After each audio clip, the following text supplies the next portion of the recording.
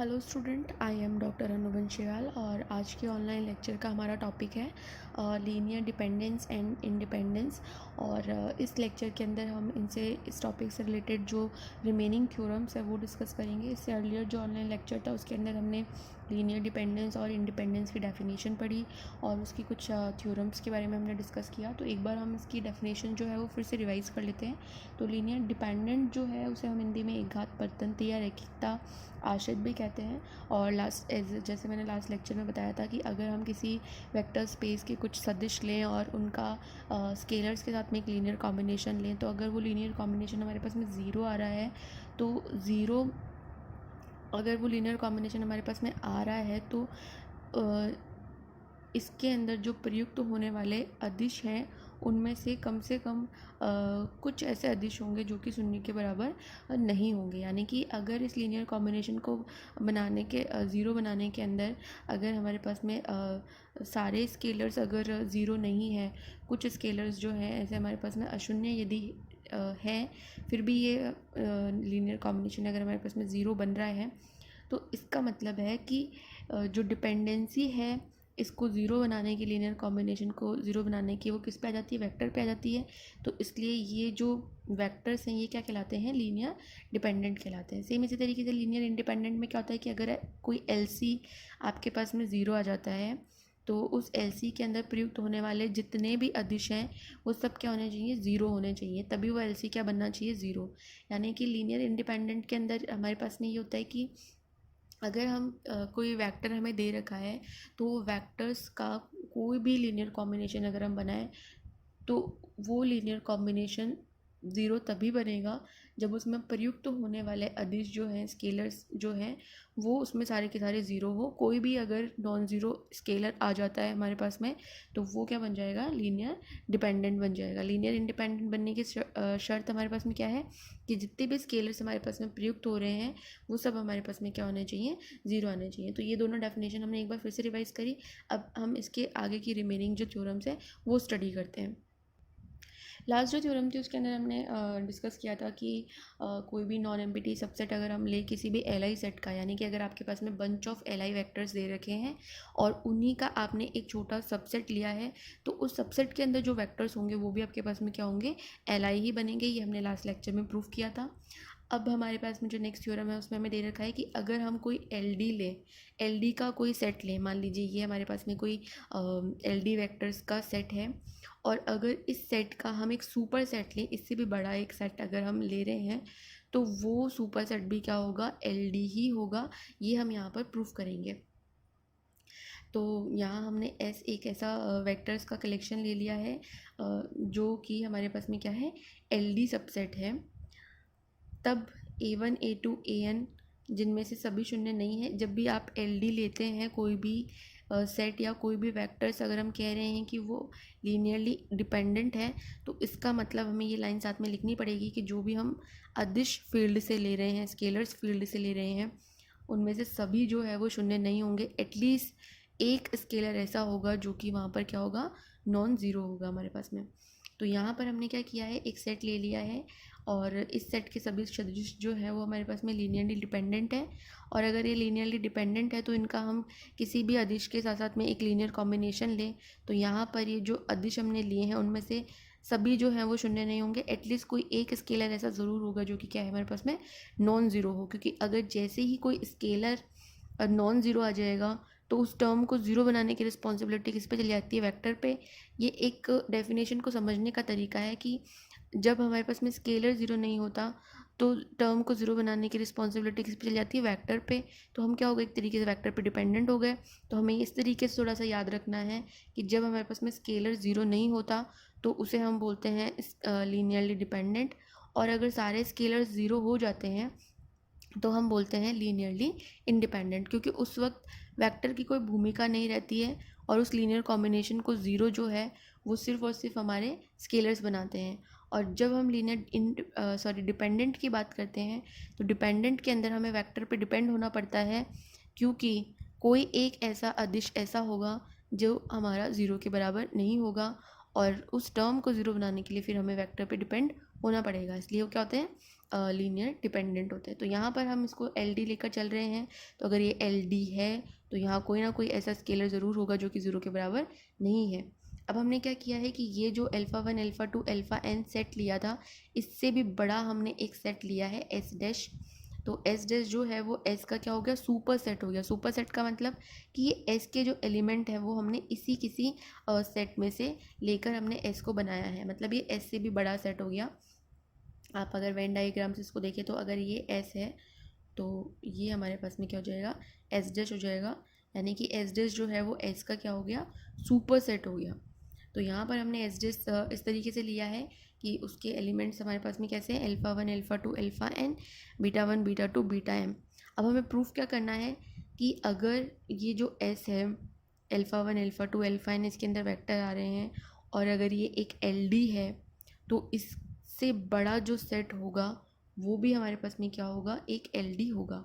तो हमें यहाँ एस डैश को LD प्रूफ करना है, और LD प्रूफ करने के लिए हमें क्या दिखाना होगा कि एस डैश के जो ये वेक्टर्स हैं, इन वेक्टर्स का अगर मैं एक लीनियर कॉम्बिनेशन बनाऊं तो उस लीनियर कॉम्बिनेशन बनाने में जितने भी अदिश स्केलर्स मैं यूज़ करूँगी, उन स्केलर्स में से कम एक स्केलर ऐसा होना चाहिए जो कि नॉन ज़ीरो हो। तो यहाँ पर मैंने इसका लीनियर कॉम्बिनेशन तैयार किया। तो अल्फ़ा 1 अल्फ़ा 2 अल्फ़ा n को मैंने A1 A2 AN से मल्टीप्लाई कर दिया, और B1 B2 BM को मैंने 0 0 0 से मल्टीप्लाई किया। मान लिया मैंने कि B1 B2 BM से जो स्केलर मल्टीप्लाई हो रहे हैं वो स्केलर्स क्या हैं, 0 0 0, सारे स्केलर्स जो हैं वो क्या हैं, 0 है। लेकिन अगर अल्फ़ा 1 अल्फ़ा 2 अल्फ़ा n के साथ वाले स्केलर्स को हम देखें तो यहाँ पर ऑलरेडी मैं कह चुकी हूँ कि अल्फ़ा 1 अल्फ़ा 2 अल्फ़ा n जो वेक्टर्स हैं वो हमारे LD हैं। LD है, इसका मतलब इन स्केलर्स में से, ये जो स्केलर्स हैं इन स्केलर्स में से किसी एक स्केलर को जो है वो क्या आना पड़ेगा, नॉन ज़ीरो आना पड़ेगा। यानी कि इस पूरे लीनियर कॉम्बिनेशन के अंदर अगर मैं इधर के सारे स्केलर्स ज़ीरो कर दूँ और इधर के भी अगर मैं स्केलर्स को देखूँ तो इधर के स्केलर्स में से कम किसी एक स्केलर को नॉन ज़ीरो बनना ही पड़ेगा, क्योंकि मैंने कहा है कि अल्फ़ा 1 अल्फ़ा 2 अल्फ़ा n जो है वो क्या है, LD है। और alpha 1 alpha 2 alpha n LD तभी हो सकते हैं जब इनके साथ के जो स्केलर्स हैं उनमें से कोई एक स्केलर हमारे पास में क्या हो, नॉन ज़ीरो। एक से ज़्यादा भी नॉन ज़ीरो हो सकते हैं, लेकिन मिनिमम कंडीशन क्या है हमारे पास में कि कम से कम एक तो स्केलर ऐसा होना ही चाहिए जो हमारे पास में क्या हो, नॉन ज़ीरो हो। तो अब यहाँ पर मान लीजिए हमारे पास में कोई एक स्केलर जो है वो नॉन ज़ीरो आ गया। तो अब इस पूरे लीनियर कॉम्बिनेशन के अंदर हमने देखा कि एक स्केलर हमारे पास में नॉन ज़ीरो आ गया। इसका मतलब ये जो पूरा लीनियर कॉम्बिनेशन है वेक्टर्स का, तो ये वेक्टर्स हमारे पास में क्या हो जाएंगे, LD आ जाएंगे, क्योंकि इन वेक्टर्स के लिए मैंने एक ऐसा अदिश निकाला है जो कि क्या है, नॉन ज़ीरो है। तो इसका मतलब ये जो alpha 1 alpha 2 alpha n, beta 1 beta 2 beta m, ये सदिश किस तरीके के सदिश हो गए, एक LD सदिश हो गए। और इसमें जो स्केलर्स मैंने काम में लिए अल्फ़ा 1 अल्फ़ा 2 अल्फ़ा n, इन अदिशों में से सभी जो है वो शून्य नहीं होंगे। कोई एक ऐसा अदिश जो ज़रूर होगा जो कि हमारे पास में क्या होगा, अशून्य होगा, और वही इस पूरे वेक्टर्स को, इस पूरे लीनियर कॉम्बिनेशंस के वेक्टर्स को क्या बनाएगा, LD बनाएगा। इसका मतलब ये जो S डैश है वो क्या हो गया, हमारा एक LD समुच्चय हो गया। तो हमें ये ध्यान देना है कि Li अगर कोई सेट है तो उसका सबसेट भी क्या होता है, Li होता है। तो ये हमारे पास में Li की थ्योरम हो गई। और LD के अंदर क्या होता है कि मान लीजिए कोई सेट LD है तो उसका जो सुपर सेट आएगा वो भी क्या होगा, LD ही होगा, ये ध्यान रखना है। अब हमारे दिमाग में क्वेश्चन आता है कि क्या अगर हम एक LD है उसका अगर हम सबसेट लें तो अगेन क्या वो एक LD बनेगा, नहीं। मान लीजिए LD बनाने के अंदर हमारे पास में कोई 5 वेक्टर्स काम में आ रहे हैं, अल्फ़ा 1 अल्फ़ा 2 अल्फ़ा 5, और इन 5 वेक्टर्स के लिए मैंने 5 स्केलर लिए A1 A2 and A5। Okay, अगर इनमें से मान लीजिए A5 जो है वो क्या है, नॉन ज़ीरो है, तो A5 अगर नॉन ज़ीरो है तो अल्फ़ा 1 अल्फ़ा 2 अल्फ़ा 5 हमारे पास में क्या हो जाएंगे, LD हो जाएंगे। लेकिन मान लीजिए अगर मैंने अल्फ़ा 1 अल्फ़ा 2 का ही कोई एक अनदर इसका एक सबसेट ले लिया जिसमें सिर्फ अल्फ़ा 1 और अल्फ़ा 2 आ रहे हैं, तो जो नॉन ज़ीरो स्केलर था उसकी टर्म तो हमारे पास में चली गई है, वो वेक्टर हम यहाँ पे काम ही नहीं ले रहे हैं। तो यहाँ अल्फ़ा 1 और अल्फ़ा 2 के साथ जो वेक्टर्स आ रहे थे वो तो हमारे पास में, जो स्केलर्स आ रहे थे वो तो हमारे पास में क्या है, ज़ीरो हो सकते हैं। तो यहाँ पर अगर हम किसी एलडी का सबसेट लें तो ज़रूरी नहीं है कि वो भी क्या हो, एक एलडी ही बने। हो सकता है जिस वजह से वो एलडी बन रहा है वो टर्म छोड़कर अगर हम बाकी के वेक्टर्स लें तो वो क्या आ जाए, एल आई आ जाए। इसका सबसे बेस्ट एग्जांपल अगर हम यही ले लेते हैं कि अगर अल्फ़ा 1 अल्फ़ा 2 अल्फ़ा 5 एलडी है और अगर हम इनमें से सिर्फ एक सिंगलटन एलिमेंट उठा लेते हैं अल्फ़ा 1, तो हमें पता है कि सिंगलटन सेट जो है वो हमेशा क्या होता है, एक एल आई होता है। और इसमें कंडीशन सिर्फ क्या होती है कि ये जो अंदर का एलिमेंट हम ले रहे हैं, जो वेक्टर ले रहे हैं, वो क्या होना चाहिए, नॉन ज़ीरो होना चाहिए। अगर ये वेक्टर हमारे पास में नॉन ज़ीरो है तो सिंगलटन सेट जो है वो हमेशा क्या होता है, एल आई होता है। जबकि ये जो सिंगलटन सेट बनाया है हमने वो किससे बनाया है, अल्फ़ा 1 अल्फ़ा 2 अल्फ़ा 5 का ही ये एक सबसेट है। लेकिन अल्फ़ा 1 अल्फ़ा 2 अल्फ़ा 5 तो एल डी है, बट उसका सबसेट अल्फ़ा 1 जो है वो हमारे पास में एल डी नहीं आया, वो क्या बन गया, एल आई बन गया। तो इसका मतलब एलडी का सबसेट हमेशा एलडी हो ये ज़रूरी नहीं है, लेकिन एलडी का सुपरसेट जो है वो हमेशा क्या होगा, एलडी ही होगा। नेक्स्ट थ्योरम हम देखेंगे, इसका स्टेटमेंट पढ़ लेते हैं एक बार कि if V F is a vector space and S हमारे पास में एक सबसेट है और एस जो सबसेट है उसके वेक्टर्स पे कंडीशन क्या है कि वो सारे वेक्टर्स हमारे पास में नॉन ज़ीरो होने चाहिए। यानी कि ये जो आप अल्फ़ा 1 अल्फ़ा 2 अल्फ़ा एन ले रहे हैं ये सारे नॉन ज़ीरो वेक्टर्स हैं वी के। तो हमें दिखाना है कि एस जो है वो एल डी होगा, लीनियरली डिपेंडेंट होगा। If and only if and only if की कंडीशन, इसका मतलब हमें थ्योरम जो है वो दोनों तरफ से प्रूफ करनी है। दोनों तरफ से प्रूफ करने का मतलब मैं अभी आपको बताऊँगी। अगर एस एल डी है तो हमें प्रूफ करना है कि एस के जो एलिमेंट्स है, कुछ एलिमेंट्स जो हैं उन्हें हम एस के जो बचे हुए एलिमेंट्स हैं उनके लीनियर कॉम्बिनेशन के रूप में प्रकट कर सकते हैं। तो यहाँ इफ़ एंड ओनली इफ़ की कंडीशन, इसका मतलब देखिए, पहले हम लेकर चलेंगे कि एस क्या है, एक एल डी है, और हम दिखाएंगे कि अगर एस एक एल डी है तो एस के कोई भी अगर हम वेक्टर पकड़ें तो उस वेक्टर को शेष बचे हुए वेक्टर्स के लीनियर कॉम्बिनेशन के रूप में लिख सकते हैं। ये चीज़ हम प्रूफ करेंगे। कन्वर्स पार्ट में हम क्या प्रूफ करेंगे कि एस का कोई वेक्टर लेंगे जो कि रिमेनिंग जो वेक्टर्स हैं उनके लीनियर कॉम्बिनेशन के रूप में लिखा जा सकता है, तो हम एस को एल डी प्रूफ करेंगे। तो सबसे पहले हमने माना कि एस जो है अल्फ़ा 1 अल्फ़ा 2 अल्फ़ा एन, इसके अंदर वेक्टर्स आ रहे हैं और ये क्या है, एस हमारे पास में एक एल डी वेक्टर्स का कलेक्शन है। यानी कि ये जो सारे वेक्टर्स हैं वो क्या है, लीनियरली डिपेंडेंट है। इसका मतलब कि इन वेक्टर्स का यूज़ करके हम जो भी लीनियर कॉम्बिनेशन बनाएंगे उस लीनियर कॉम्बिनेशन के अंदर एक स्केलर ऐसा ज़रूर होगा, एक हो सकता है, दो हो सकते हैं, तीन हो सकते हैं, यानी कि कोई ना कोई स्केलर ऐसा ज़रूर होगा जो कि हमारे पास में क्या होगा, अशून्य स्केलर होगा।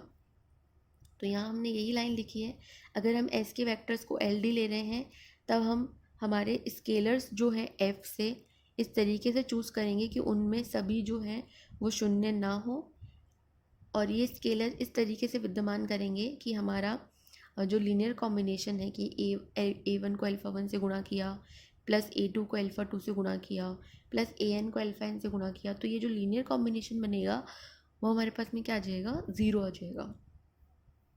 अब हमने कहा कि A one A two A N में से सभी अदिश जो है वो शून्य नहीं हो सकते। तो माना कि कोई बीच में एक के व हमारे पास में अदिश था, हमने कहा कि ये जो है वो हमारे पास में ज़ीरो नहीं है, इसको छोड़कर जो है वो बाकी सारे ज़ीरो हो सकते हैं, लेकिन ये हमारे पास में एक अशून्य अदिश है, एक अशून्य स्केलर है।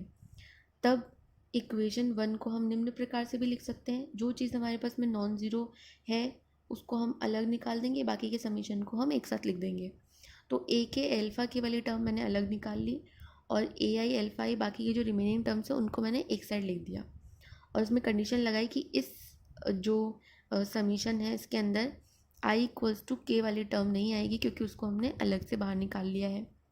अब इस टर्म को हम ऐसे भी लिख सकते हैं कि ये जो पार्ट है हम इसको इक्वल्स टू के दूसरी तरफ ले गए। इसके बाद में अल्फ़ा के साथ का जो कोफिशिएंट था उससे हमने दूसरी तरफ भाग लगा दिया। अब भाग लगाने की कंडीशन क्या होती है कि अपॉन में जो भी चीज़ आ रही है वो नॉन ज़ीरो होनी चाहिए, क्योंकि अगर ये चीज़ ज़ीरो हो गई तो ये जो टर्म है वो क्या बन जाएगी, इनफाइनाइट बन जाएगी। तो यहाँ पर ए के जो है वो does not equals to zero होना चाहिए, और ये चीज़ हमने स्टार्टिंग में ही मानी है कि ए के जो है वो ज़ीरो नहीं बनेगा।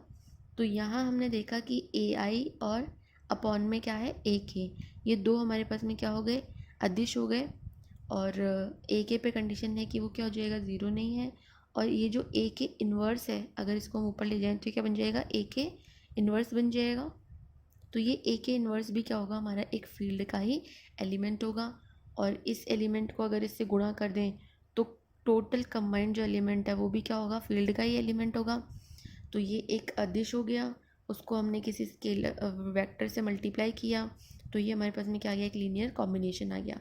इससे हमें क्या दिखाई दे रहा है कि कोई भी वेक्टर जो है एल डी वैक्टर्स में से अगर हमने बीच में से कोई भी वेक्टर पिक किया तो उस वेक्टर को हम शेष जो बचे हुए वेक्टर्स हैं उनके लीनियर कॉम्बिनेशन के रूप में लिख सकते हैं। तो ये चीज़ हमने प्रूव कर दी कि अगर हमारे पास में कोई सेट है, उसके वेक्टर्स एल डी हैं, तो उसमें आप बीच में से कोई भी वेक्टर को उठा के बाकी के वेक्टर्स की लीनियर कॉम्बिनेशन की फॉर्म में लिख सकते हैं। अब हम इसका कन्वर्स पार्ट प्रूफ करेंगे।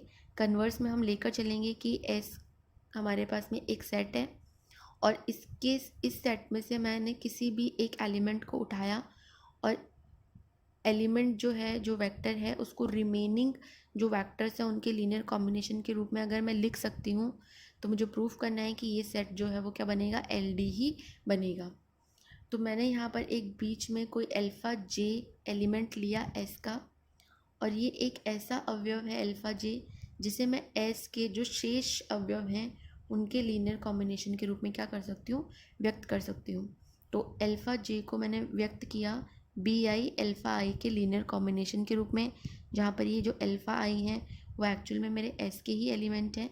बस आई की वैल्यू जो है वो जे के बराबर नहीं हो सकती, क्योंकि अल्फ़ा जे को ही मैं बाकी के लीनियर कॉम्बिनेशन के रूप में रिप्रेजेंट कर रही हूँ। तो यहाँ पे मैंने बीटा आई जो है वो फील्ड से कुछ स्केलर्स लिए, अल्फ़ा आई मैंने एस से कुछ वेक्टर्स लिए, और अल्फ़ा जे को मैंने इन वेक्टर्स के लीनियर कॉम्बिनेशन के रूप में लिख दिया।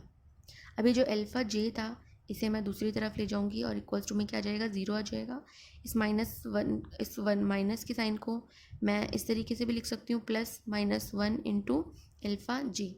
अब हमें ये ओवरऑल क्या दिखाई दे रहा है कि ये एक तरीके का लीनियर कॉम्बिनेशन है। अगर मैं इसे ओपन करके देखूँ तो क्या आएगा, B one alpha one, B two alpha two, and so on minus one into some kind of alpha J equals to zero. ये एक लीनियर कॉम्बिनेशन है, और इसके जो वेक्टर्स आ रहे हैं वो किसके वेक्टर्स हैं, एस के वेक्टर्स हैं। अब यहाँ हमें दिखाई दे रहा है कि इस लीनियर कॉम्बिनेशन के रूप में ये जो सारे स्केलर्स हैं ये ज़ीरो हो सकते हैं। बी वन भी ज़ीरो हो सकता है, बी टू भी ज़ीरो हो सकता है आने वाले सारे जो स्केलर्स हैं वो ज़ीरो हो जाए। लेकिन अल्फ़ा जे का जो कोफिशिएंट है, जो स्केलर है, जो माइनस वन है, वो कभी भी ज़ीरो के बराबर नहीं हो सकता। तो यहाँ पर इस पूरे लीनियर कॉम्बिनेशन के रूप में मुझे एक ऐसा अदिश मिल गया जो कि नॉन ज़ीरो है। इसका मतलब इस लीनियर कॉम्बिनेशन में जो वेक्टर्स काम में आ रहे हैं वो वेक्टर्स हमारे पास में क्या आ जाएंगे, एल डी हो जाएंगे। क्योंकि ये एल डी कैसे बना, क्योंकि यहाँ पर एक ऐसा स्केलर आ रहा है जो कि हमारा क्या है, नॉन ज़ीरो है। और अगर स्केलर हमारे पास में नॉन ज़ीरो है तो हमें ज़ीरो बनने के लिए किसके पास जाना पड़ेगा, वेक्टर के पास। तो यहाँ हमारी डिपेंडेंस जो है वो किसके ऊपर आ गई, वेक्टर के ऊपर आ गई। इसलिए ये जो वेक्टर्स हैं ये क्या कहलाएंगे, लीनियरली डिपेंडेंट कहलाएंगे। तो यहाँ पर हमने एक चीज़ पढ़ी कि अगर एस हमारे पास में एक एल डी है, लीनियरली डिपेंडेंट वेक्टर्स का सेट है, तो उस सेट के अंदर आप कोई भी वेक्टर उठाइए, उस वेक्टर को आप शेष बचे हुए वेक्टर्स के लीनियर कॉम्बिनेशन के रूप में लिख सकते हैं। ये चीज़ हमें हमेशा याद रखनी है।